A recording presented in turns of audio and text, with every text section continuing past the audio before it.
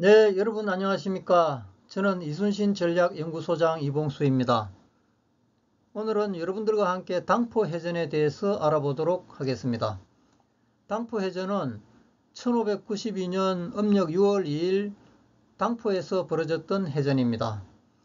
현재 지명으로 통역시 산양읍 삼덕리가 되겠습니다. 우선 그 당포해전의 전후 상황도를 보면서 좀 말씀을 드리겠습니다.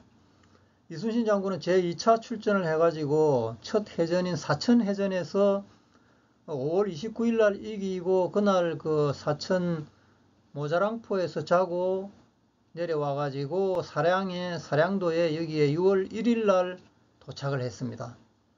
여기서 이제 하룻밤 자고 그 다음날 당포로 가서 당포해전에서 이기고 그날 저녁에 진주 땅 창신도로 물러났다가 그리고 그 다음날 이 일대를 쭉 수색을 하고 추도까지 수색하고 나서 저녁 나절에 고둔포로 가서 하룻밤을 자고 그 다음날 이 일대에서 이역기 그 전라 우수영 함대와 만나가지고 당포에 있는 적을 치기 위해가 창량으로 갔던 이게 이제 당포해전 전후 상황도가 되겠습니다. 그러면 당포해전의 경과를 우선 말씀드리면요. 6월 1일 날 그 사량에서 1박을 하고 6월 2일 아침 8시경에 저기 당포에 있다는 정보를 입수했습니다. 여기가 사량이죠. 그래가지고 이순신 함대는 즉시 출동해가지고 당포로 가서 10시경에 도착해가지고 교전을 벌였습니다. 여기는 제가 이제 직접 가서 찍은 그 당포의 사진인데요. 이 당포에 요즘은 이런 뭐 현대식 배들이 많이 이래 접안을 하고 있습니다만 원래는 이 당포가 요즘은 원앙마을, 구항마을, 당포마을 이 세 개를 합쳐가 삼덕리라고 바꿨습니다만 그 당시 임진왜란 당시에는 당포라고 했습니다. 여기 올라가면 높은 산봉우리에 이렇게 볼록하게 생긴 봉우리가 하나 있는데 이게 장군봉이거든요.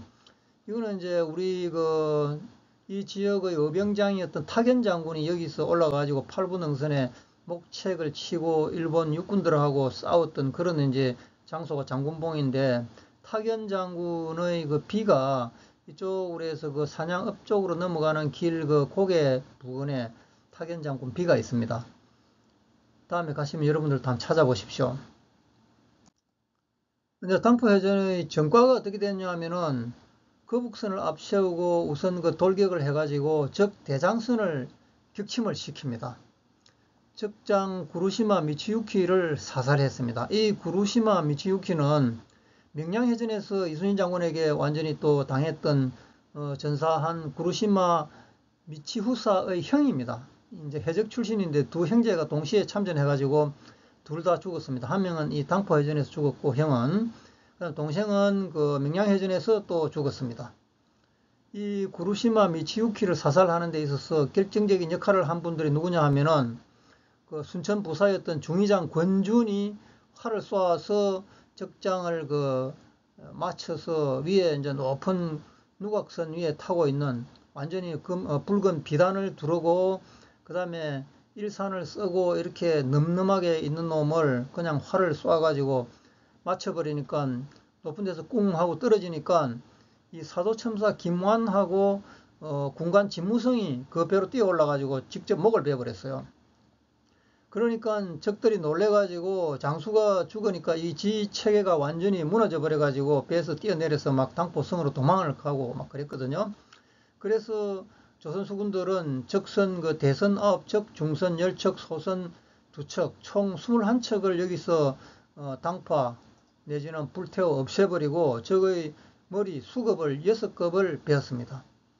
이제 적들이 막 육지로 막 도망가니까 그 당포선이 굉장히 좀 가팔라요. 거기를 이제 우리 수군들이 따라 올라가기에는 상당히 좀 위험하고 해서 물러났는데 어쨌든 그 침몰하는 배 속에서 울산 출신 여자 종억대라는 사람을 이 사람은 아마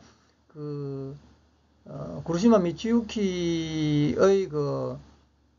성놀이개로서 그렇게 잡혀 있었던 것 같아요. 그 다음에 거제 소녀 모리 이런 사람들을 구출해냈습니다. 그리고 그 좌별도장 이몽구는 즉 대장선에서 침몰하는 대장선에서 금부채 하나를 노획을 했습니다. 그 노획한 건부체를 자세히 보면은 이 어떤 내용이 적혀 있느냐 하면은 도요토미 히데요시가 가메이 코레노리, 이 구정자구라고 하는 사람을 유구는 요즘 말로 오키나와죠. 오키나와 영주로 봉하면서 선사한 것이다. 그렇게 이제 보아집니다. 이 부채거든요. 그런데 중앙에는 6월 8일 수길이라고 쓰여 있고 6월 8일 수길 쓰여 있죠. 수길이 풍신수길이 도요토미 히데요시잖아요. 수길은 히데요시인데 그 다음에 이제 오른쪽 우측에는 뭐라고 쓰여 있느냐 하면은 우측에는 우시 축전수라고 쓰여 있어요. 이 우시 축전수가 이 우시는 하시바라는 성이고 축전수는 지구첸노 카미라는 이름인데 도요토미 히데요시가 그러니까 오다 노부나가 밑에 있을 때 이름이 우시 축전수였습니다. 근데 이제 그 사람이 그 풍신수길이 되어 가지고 전국을 통일하고 구정자구라는 가메이 코레노니를 그 유구의 그 영주로 봉하면서 이제 건부채를 선물로 줬다 이게 적혀 있는데 이순신 장군은 이 건부채를 보고 그 장계에서 당포 파회 병장에 이제 선조에게 보고하는 거기에서 조금 잘못 이해를 해가지고 히데요시가 지구첸노 가미에게 보낸 것으로 이렇게 잘못 보고를 했습니다. 이게 지구첸노 가미, 히데요시가 지구첸노 가미인데 사실은 이 같은 사람이거든요.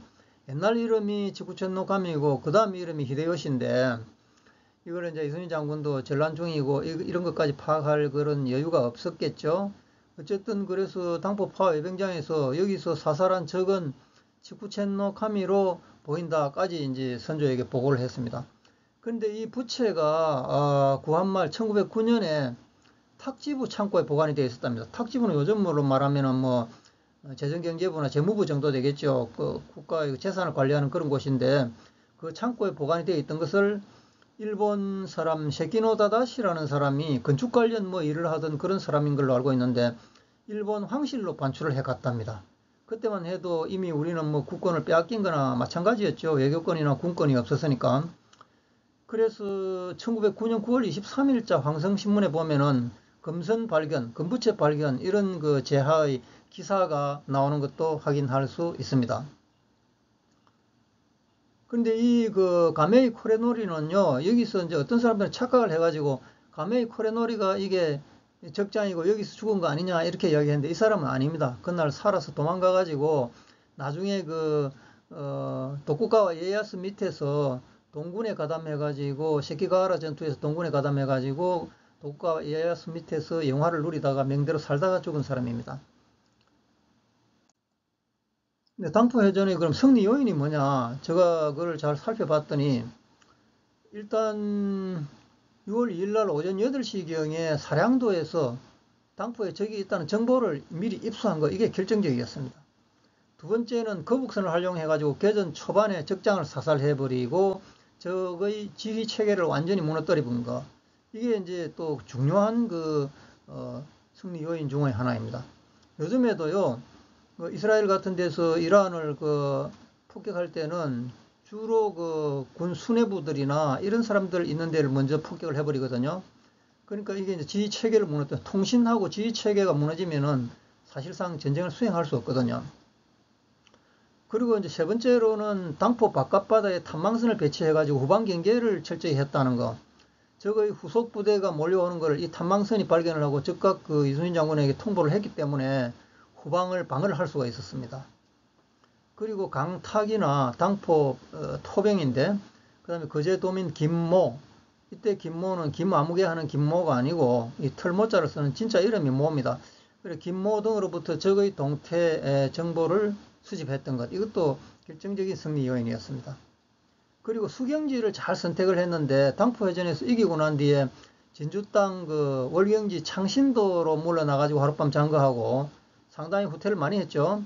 그 다음에 이제 그날 저녁에 다시 고둔포 고성 땅으로 와가지고 아주 은밀한 곳에서 수경지를 선택해가지고 하룻밤을 지낸 것, 이러한 부분들이 굉장히 큰 그 승리 요인 중에 하나라고 볼 수 있겠습니다.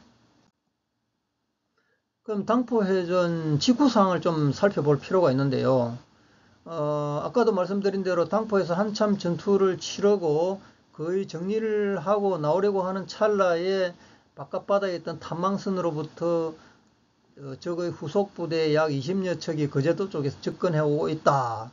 이렇게 이제 정보가 들어오니까 즉시 그 이순신 그 주력 부대들이 나가서 추격을 하니까 한 5리 정도 차이를 두고, 5리면 한 2km 정도 되겠죠? 따라가니까 맨놈들이 죽을 힘을 다해서 막 도망을 가버리는데, 날이 어둑어둑해지니까 더 이상 추격하면 안 되겠다 싶어서 그날 밤 진주 땅 창신도, 여기 이제 창신도 요 정량성이라고 저는 보는데요. 여기 와서 하룻밤을 잤습니다. 제가 이 사진은 직접 가서 그 정량에 가서 찍은 사진인데, 이쪽이 그 정량성 앞바다입니다. 남해군 창선면 진동리 정량항이 여기가 되겠습니다. 그 다음에 당포해전 직후 상황 중에서 창신도에서 그날 이제 새벽에 일찍 출발해가지고 여기서 쭉 그 계이도, 여기가 추도를 그때 당시에는 계이도라고 했거든요. 이 일대를 다 수색하고 나서 적의 종적이 없는 것을 확인하고 그날 저녁나절에 고둔포에 와서 하룻밤을 잤거든요. 이걸 이제 확대를 하면 고둔포 지도가 여기입니다. 여기가 어디냐 하면은 그 산양읍 풍하리 수월마을 고둔계라는 곳인데 경남 수산자원연구소가 있는 곳입니다. 오른쪽 사진 보면 저 아래 2024년 작년 8월 달에 제가 답사를 해서 찍은 사진입니다. 그 다음에 그 당포해전 직후에 6월 4일 날 당포 토병 강탁으로부터 도망간 적은 거제도로 도주했습니다. 이런 정보를 입수를 했고요.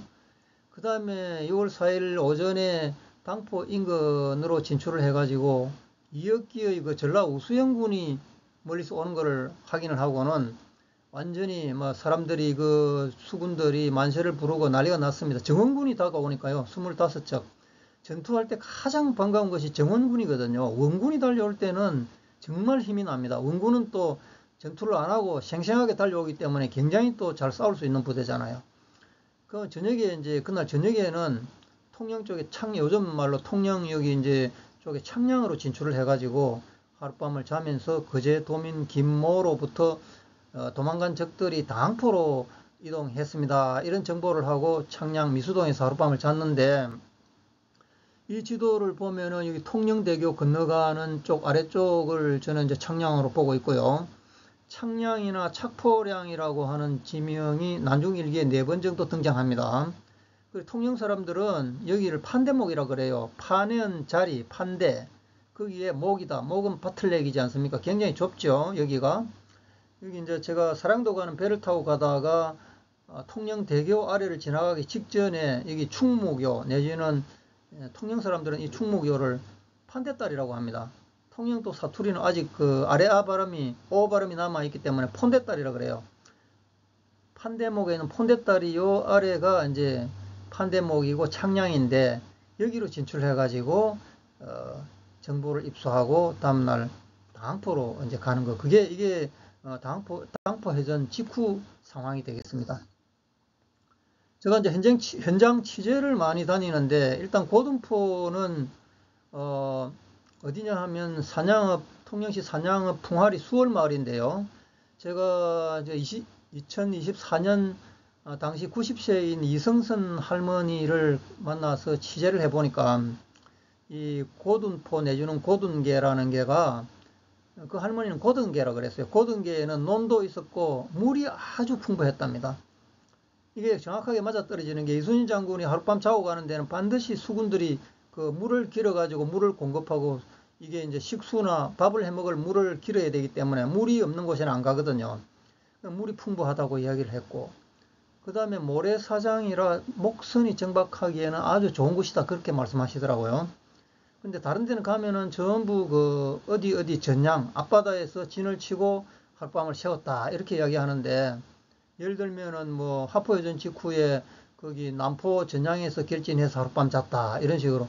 그러니까 육지에서 조금 띄워놓고 바다 가운데 원진이나 곡진으로 진을 쳐가지고 거기서 밤을 새우는 게 일반적인데, 여기는 모래사장이니까 아마 그 평저선인 판옥선들이 쭉 그냥 모래사장 주변에 이래 정박을 하고 잤지 않았을까. 그 전량이라는 표현이 없더라고요. 그래서 그는 이제 저는 그렇게 보고 있습니다. 그리고 그 할머니 말에 의하면은 여기 조개가 많아가 조개잡이 하러 자주 다녔고, 그 다음에 빨래도 빨랫감을 이고 넘어가서 그쪽에서 물이 좋으니까 빨래도 하고 왔다. 그런 이야기를 했어요. 그 이제 수월마을 이곳이 옛 지명이 월명포라는 곳도 그것도 제가 이번에 찾아냈습니다. 가보니까 수월마을 바로 앞에는 오비도라는 섬이 있고 그 옆에 월명도라는 작은 섬이 또 하나 있어요. 수월마을 자체도 다롤자가 들어가는 마을이니까 분명히 무슨 연관성이 있을 거다 했는데 여러 가지 조사를 해봤더니 거기가 월명포가 맞았습니다. 그래서 이 고둔포 내지는 고둔계라고 이야기하는 거를 이순신 장군은 그거를 고둔포라고, 고둔은 이게 이제 음차를 해가지고 썼고요. 포는 개포자니까 이거는 이제 훈차를 했다고 보면 되겠죠. 그런 차자 표기를 해서 고둔계를 고둔포라 이렇게 표시를 했습니다. 제가 작년에 직접 가봤더니 경남수산자원연구소가 여기 들어서 있고, 여기 뭐 전복 같은 걸 직접 막 기르면서 여러 가지 조건에서 기르면서 측정도 하고 과학적인 연구를 하고 그런 연구원들을 하고 일하는 사람들이 여기 제법 있었습니다. 근데 놀랐던 것은 내가 2000년대 초반 2002년 3년 뭐 이때 갔을 때는 이런 아무런 표시가 없었는데 이곳에 이제 이순신 장군이 당포해전 직후에 하룻밤 자고 갔다는 정박지 표시석이 여기 하나 세워져 있었어요. 굉장히 반가웠습니다. 그 다음에 현장 취재를 제가 가는데 사량도 같은 경우도 아주 수도 없이 많이 다녔는데 요즘은 사량도에 가보면은 이렇게 상도하고 여기 상도고 이쪽이 하도거든요. 이 다리로 연도교가 연결이 되어 있습니다. 그 사이가 사량이거든요. 이 량이 붙으면은 굉장히 협소한 협수로입니다. 육지와 섬 사이 혹은 섬과 섬 사이의 좁은 협수로를 량이라고 한다고 제가 이제 정의를 했는데 주로 뭐 명량, 노량, 그 다음에 부산 가면 초량, 그 다음에 완도 달량, 그 다음에 강진 마량 이런 게 전부 량이지 않습니까? 여기도 이제 섬과 섬 사이의 량입니다. 사량이. 그래서 여기 가면은 금평리 진촌마을이 있고요. 최영장군 사당이 있습니다.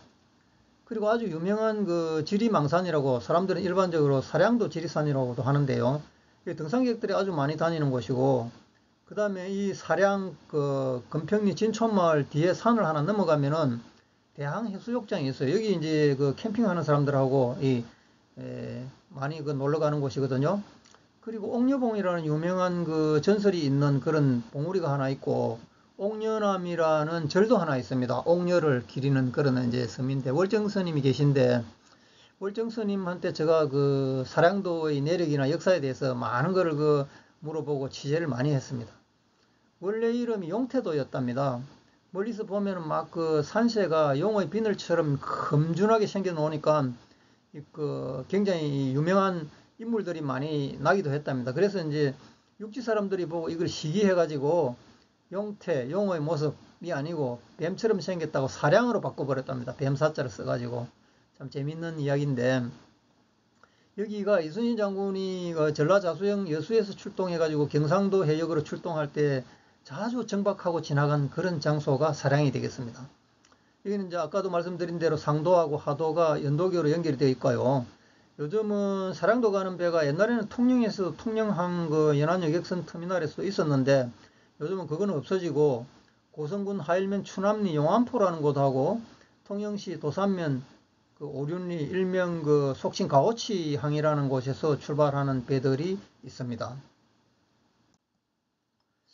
오늘은 당포해전과 전후 상황에 대해서 알아보았는데요. 우리 이순신전략연구소는 민간연구소로서 학생, 공무원, 군인, 기업체, 임직원 등을 대상으로 이순신 리더십 교육을 실시하고 있으며 여러가지 세미나 개최나 출판사업 이런 걸 통해서 이순신 장군의 정신을 선양하고 있습니다. 특히 현장 답사 강의를 많이 하고 있는데요. 학생들이나 ROTC 그리고 동호인, 이 기업체 신입 직원 연수 이런 거를 제가 많이 모시고 다니고 있거든요. 혹시라도 남해안 이순신 장군의 전적지와 아름다운 풍광을 느끼면서 테마 기행을 하고 싶은 분들이 그런 동호회나 이런 분들이 있다면 언제든지 우리 이순신 전략연구소 쪽으로 연락해 주시면 감사하겠습니다. 오늘은 당포해전에 대해서 알아보았습니다. 감사합니다.